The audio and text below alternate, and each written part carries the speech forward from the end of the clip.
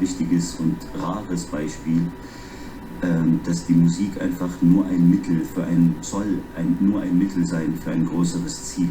Und das inspiriert mich persönlich jeden Tag. Also das ist etwas, was ich nie vergessen wird. Also ich glaube, das sitzt mittlerweile so tief in mir, dass ich einfach nicht anders denken kann. Ich glaube nicht, dass Musik ist nur Entertainment. Und das habe ich nur durch sein Engagement erfahren. It definitely opened my mind to meet people from Iran, from Syria, from Lebanon, from Palestine. I had one very long flight from Buenos Aires to Europe, and I sat next to a Palestinian violinist, and we spent, I think, 7 hours just speaking, and I was learning so much about the other side of the conflict, something which is very rare to an Israeli that doesn't have the opportunity to meet Palestinians, just speak and get to know how it is from the other side.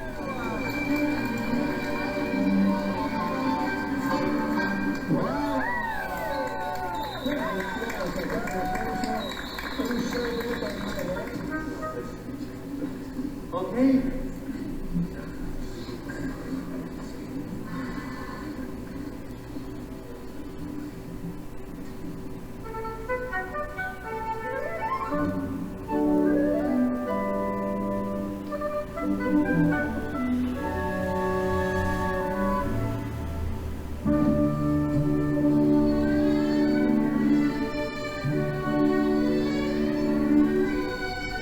Es ist für mich ganz selbstverständlich, aber wenn ich nach den Konzerten in einem Hotelbar gehe, wo man rauchen kann und ich spiele Backgammon mit ihnen und so und ich sehe diese Tische zusammen, wo Israelis, Iraner, Palästinenser, Türken alle zusammen sitzen und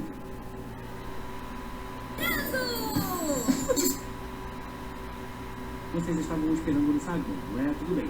Parece... Tem uma cadeira sobrando.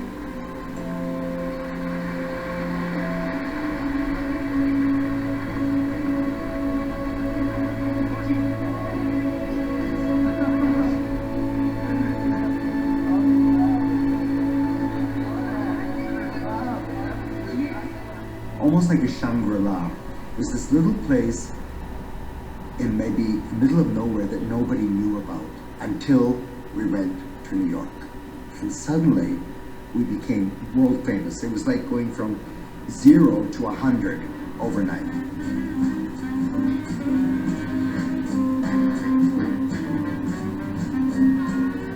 Ich glaube, wir sind alle ein bisschen benommen, mit Hoffnung und mit Angst. Ich glaube, alle in der Kompanie haben Angst vor New York. Das ist sehr wichtig für uns und das ist auch ein sehr schwer, wir verstehen sehr, sehr viel vom Ballett.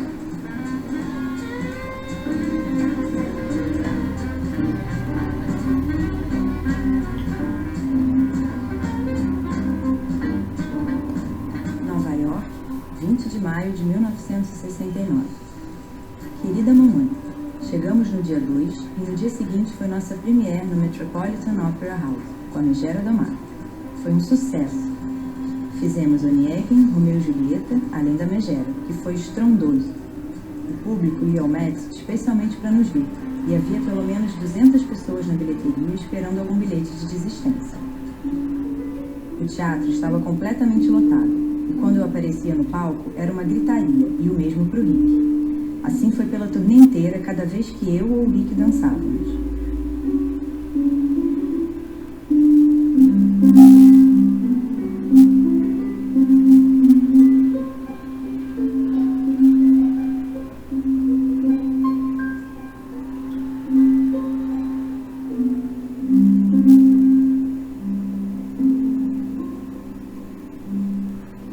Somos considerados os novos Nureyev Fontaine, e sou como uma nova deusa do balé.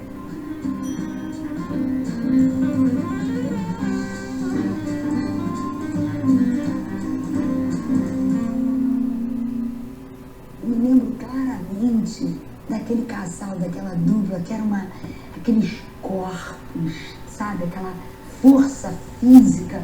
E ao mesmo tempo era um casal que você não sabia o que era o palco, o que era real.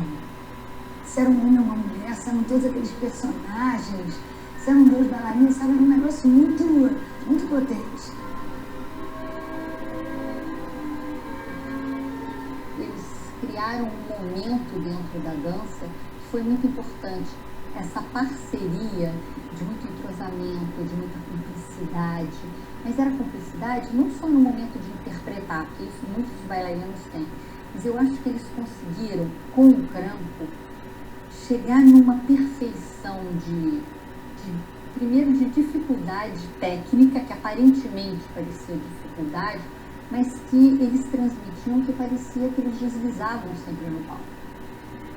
Mas na hora de aprender, tinha muita coisa difícil que nós bailarinos não sabíamos como solucionar.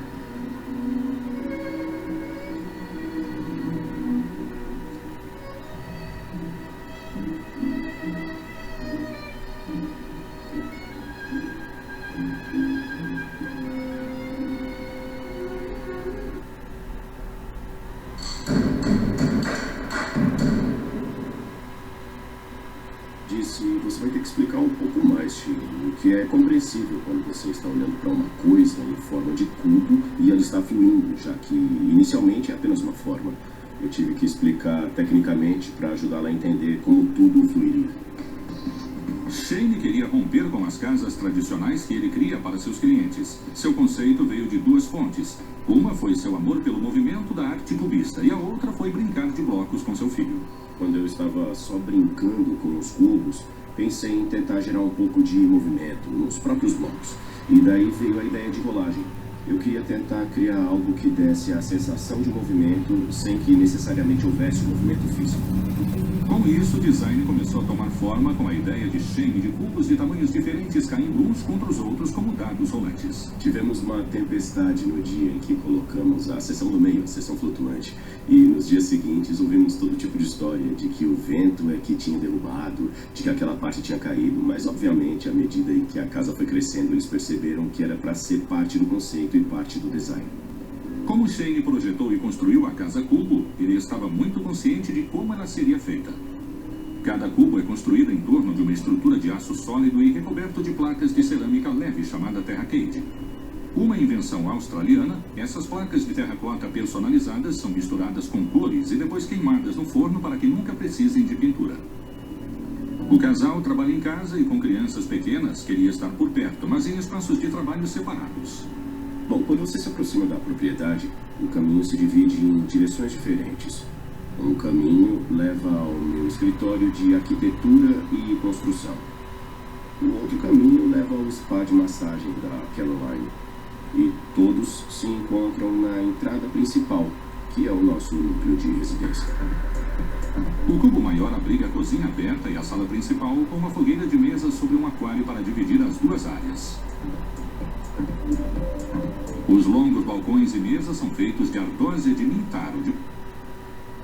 Tento botar com que eles sintam falta do meu trem, que eles gostem do trem. Isso que é o mais difícil.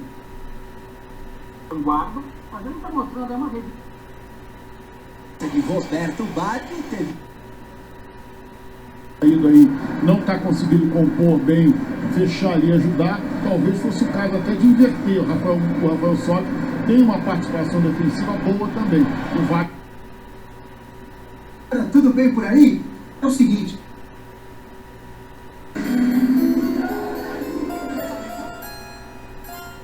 Eu uso.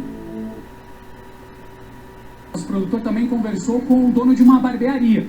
Esse dono da barbearia, por exemplo, falou o seguinte: olha, eu estou atendendo, tentando de certa forma manter a higiene dentro do meu estabelecimento. Entra um cliente, ele vai a... Aparecida diz que ela era querida por todos. E petróleo somaram um pouco mais de 2 bilhões.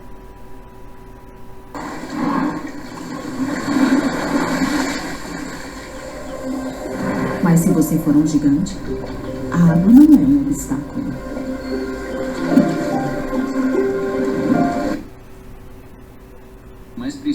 tipo toalhas de banho, cabana... O deserto... I understand the work of Alberto Santos Dumont. I give him a lot of credit.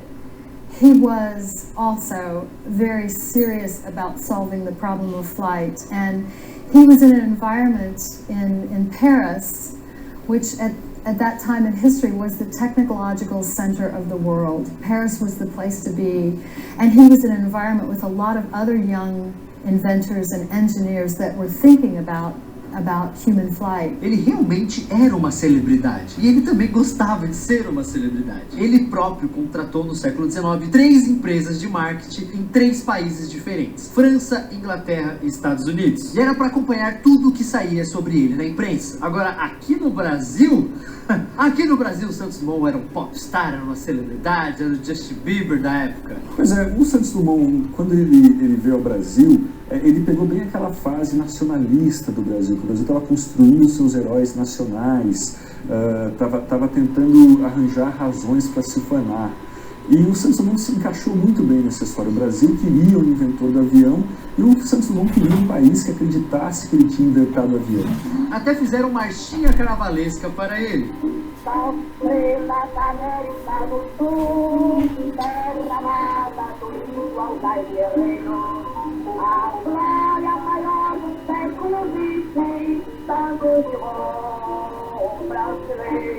Repare só nesse trecho, a glória maior do século XX. Galera, essa música foi escrita em 1902. Isso mesmo, o século tinha acabado de começar e o cara já era a glória do século. A glória maior do século XX, tango de bom brasileiro.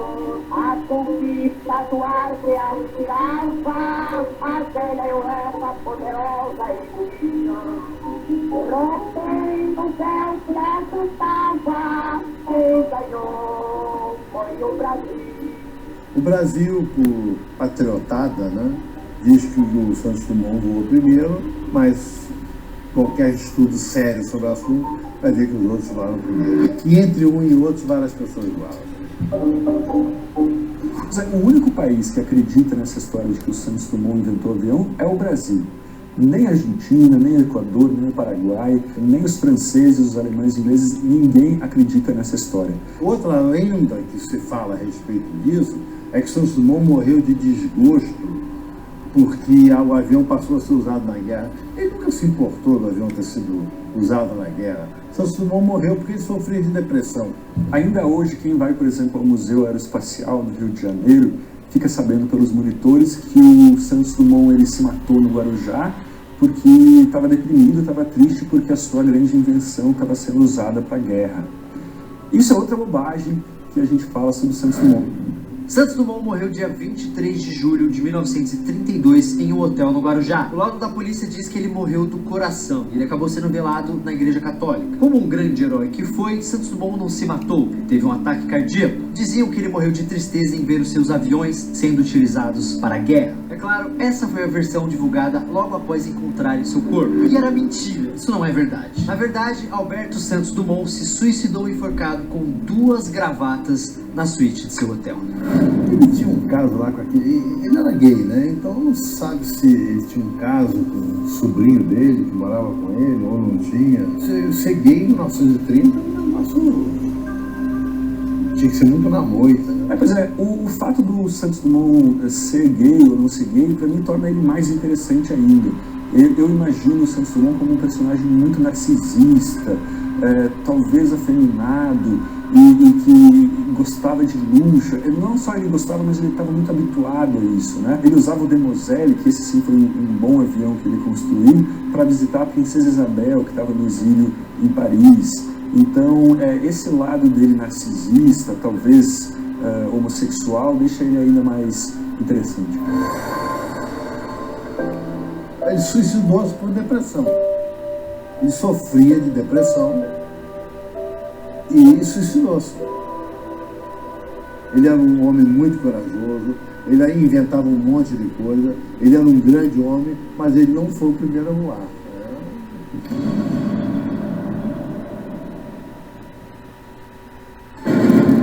Eles vão lá mas não eram homens fascinantes. Eram dois mecânicos ali, obscuros. Os irmãos Wright não eram boas pessoas. O irmão mais velho, ele abusava psicologicamente do irmão mais novo. My uncles were very protective of their word. In December of 1903, they flew the first powered airplane 800 feet.